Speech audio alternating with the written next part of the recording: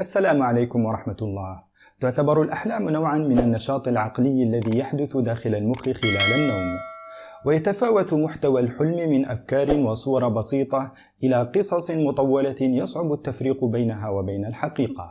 جميع الناس تحلم كل ليلة، وعلى الرغم من أن الأحلام أبهرت الإنسان منذ آلاف السنين، إلا أنها لا تزال محاطة بالغموض. تفسيرها لا يزال موضوع العديد من المناقشات. من أين تأتي الأحلام؟ هذه الظواهر النفسية التي نختبرها أثناء النوم، ما دورها؟ لماذا يخلق عقلنا هذه القصص والصور المراوغة أثناء نومنا؟ إذا كان العلماء قد درسوا الموضوع لفترة طويلة جدا، فلا توجد لديهم حتى الآن إجابات محددة على هذه الأسئلة. لكن رغم ذلك، بحوثهم أدت إلى اكتشافات مفاجئة في بعض الأحيان. إليك نظرة سريعة على 10 حقائق قد لا تعرفها عن الأحلام. الكل يحلم. الكل يحلم، حتى الأشخاص الذين يعتقدون أنهم لا يحلمون أبدا، وأنهم لا يتذكرون أيا من أحلامهم. وفقا لدراسة أجراها باحثون فرنسيون ونشرت في مجلة أبحاث النوم The Journal of Sleep Research تحت عنوان أدلة على أن عدم الحالمين يحلمون، وجد الباحثون أن الإنسان يحلم أكثر من مرة في الليل. فقد أظهرت الأبحاث في المختبر أن كل الأشخاص تقريبا يمرون بمرحلة الأحلام، وقد تكون هناك عدة أسباب لعدم تذكر البعض أحلامهم. فالأشخاص الذين لا يشغلون بالهم بموضوع الأحلام قد لا يتذكرونها، كما أن الشخص الذي ينام ساعات قليلة قد لا يمر بالمرحلة الأخيرة من النوم التي تحدث فيها الأحلام الطويلة. أغلب ما نحلم به لا يمكن تذكره. الكثير منا لا يتذكر ما حلم به عندما يستيقظ، فليس من السهل تذكر معظم محتوى الأحلام. ما يصل إلى 60% من الأشخاص لا يتذكرون أحلامهم على الإطلاق، خاصة بعد الدقائق الخمس الأولى من الاستيقاظ. بالنسبة للشخص العادي، فإن 90% من تفاصيل الأحلام تختفي في 10 دقائق فقط. هذا يعني أنه يمكنك فقط تذكر جزء صغير من أحلامك. لذلك قد نلاحظ أننا أول ما نستيقظ من النوم نتذكر بعض الأجزاء من الحلم، ثم ما نلبث أن ننسى ما تذكرناه. يعتقد الخبراء أن سبب عدم تذكر الأحلام يعود إلى أن الدماغ يغلق القنوات المسؤولة عن الذاكرة في أثناء النوم، وأن الأحلام التي نتذكرها قبيل الاستيقاظ في الصباح أو عندما نستيقظ ونحن نحلم هي الوحيدة التي يمكن تذكرها، إذ تنفتح عندها هذه القنوات من جديد. ومن الأمور التي تساعد في تذكر الحلم أو استعادته التركيز على تفاصيل الحلم وأنت مستلق على السرير حال الاستيقاظ، وتدوين ما تتذكره خطيا. حتى الجنين يحلم. وفقا لبعض العلماء، لا تظهر الأحلام منذ الولادة فحسب، ولكن قبل ذلك بوقت طويل. على الرغم من أنه لا يمكن قياس نشاط الدماغ في الجنين مباشرة داخل الرحم، يدعي العلماء أنهم اكتشفوا أن الجنين يمر بمراحل مختلفة من النوم والأحلام أيضا. وفقا لإدوارد بيرزايكي طبيب الأعصاب الأمريكي، فقد اكتشف العلماء علامات على الأحلام في أجنة عمرها 26 أسبوعا، حيث أن الجنين يستغرق في جميع مراحل النوم، بما في ذلك المرحلة التي تستقر فيها حركات العين، ويبدأ خلالها الدماغ في استعادة ونسج ذكريات مخزنة ليصورها كأحلام.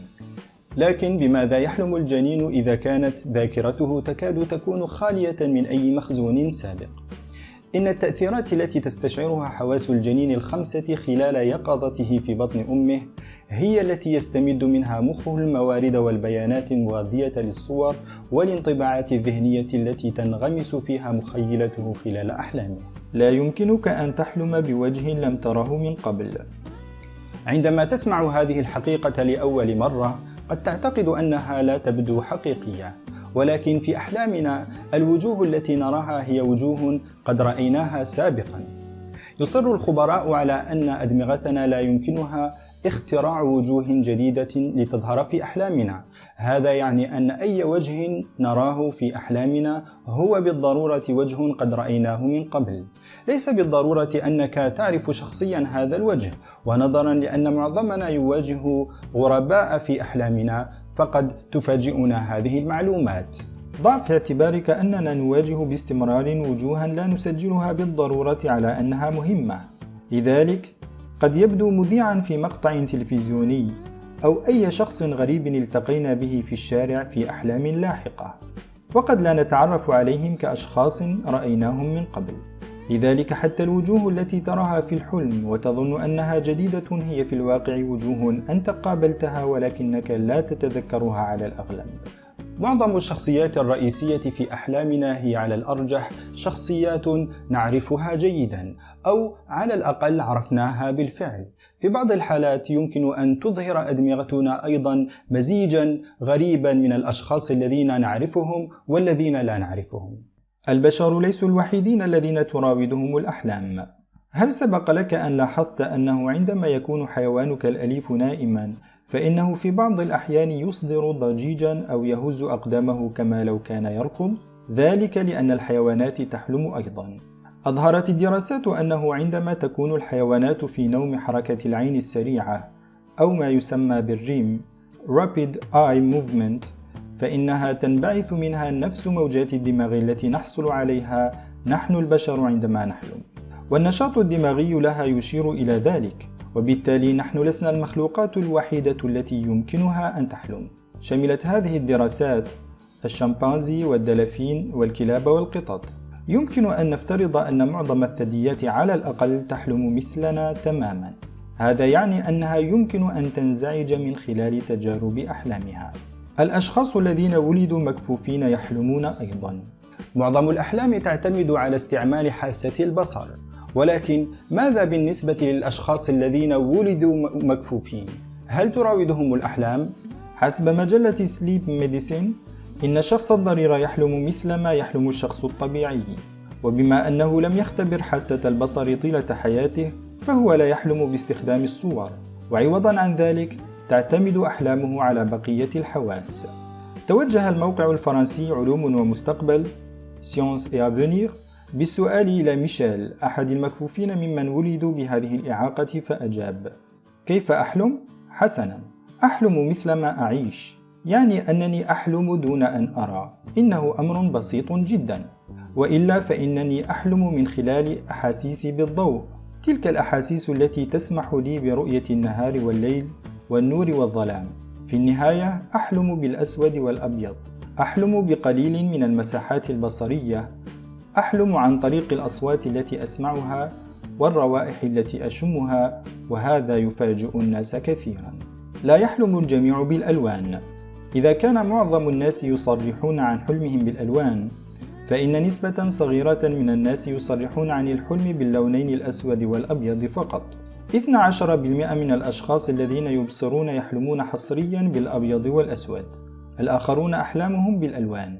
أظهرت الدراسات من عام 1915 إلى 1950 أن غالبية الأحلام كانت بالأبيض والأسود، لكن هذه النتائج بدأت تتغير في الستينات. وقد اقترحت الأبحاث الحديثة أن هذا التحول في النتائج قد يكون مرتبطا بالتحول من أفلام الأبيض والأسود في التلفزيون إلى وسائل الإعلام الملونة. يمكن أن تكون الأحلام العنيفة علامة تحذير. هناك من تراوده الكوابيس كثيرا. إن اضطراب النوم النادر يجعل الناس يعيشون أحلامهم أحيانا بالركلات العنيفة واللكمات والصراخ. قد تكون هذه الأحلام العنيفة علامة مبكرة على اضطرابات الدماغ في المستقبل، بما في ذلك مرض باركنسون والخرف. وفقا لبحث نشر على الإنترنت في 2010 في مجلة علم الأعصاب، تشير النتائج إلى أن المراحل المبكرة من هذه الاضطرابات العصبية التنكسية يمكن أن تبدأ قبل عقود من إدراك ذلك من قبل الشخص أو الطبيب. الرجال والنساء يحلمون بشكل مختلف. في أحلام النساء عادة ما يكون هناك عدد متساو تقريبا من الرجال والنساء الذين يظهرون في أحلامهم. أما بالنسبة للرجال فحوالي 70% من الأشخاص الذين يظهرون في أحلامهم هم رجال آخرون. بالإضافة إلى ذلك من المعروف أن الرجال لديهم أحلام أكثر عدوانية من النساء. تميل النساء أيضا إلى الحصول على أحلام أطول قليلا مما يحصل عليه الرجال. الكثير من الأحلام شائعة عالميا. إذا كانت الأحلام تتأثر غالبا بتجاربنا الشخصية، فقد وجد الباحثون أن بعض موضوعات الأحلام شائعة جدا في الثقافات المختلفة، ويتشارك في محتواها العديد من الناس حول العالم. على سبيل المثال، غالبا ما يحلم الناس حول العالم بمطاردتهم أو مهاجمتهم أو السقوط من مكان ما. تشمل تجارب الأحلام الشائعة الأخرى كذلك الشعور بالتجمد وعدم القدرة على الحركة، والوصول في وقت متأخر، والطيران، والكثير يجد نفسه عار في الأماكن العامة. تمت دراسة الأحلام عدة مرات، ومن المنطقي فهم السبب، حيث أننا نعيش جزءاً كبيراً من حياتنا في النوم، والأشياء التي نحلم بها يمكن أن تكون حزينة كما يمكن أن تخلق البهجة والسرور. وفقاً لبعض علماء النفس، فإن الفهم الأفضل لطبيعة الأحلام يمكن أن يحفز معرفة الذات ويعزز النمو الشخصي، ومع ذلك تبقى الكثير من تجارب أحلامنا غامضة. إذا كانت لديك معلومات أخرى تخص الأحلام فلا تنسى مشاركتها معنا في التعليقات. إلى الملتقى في موضوع آخر لنكتشف فيه خبايا النفس. إذا أعجبك الفيديو فلا تنسى الاشتراك في القناة والضغط على زر الإعجاب. السلام عليكم ورحمة الله.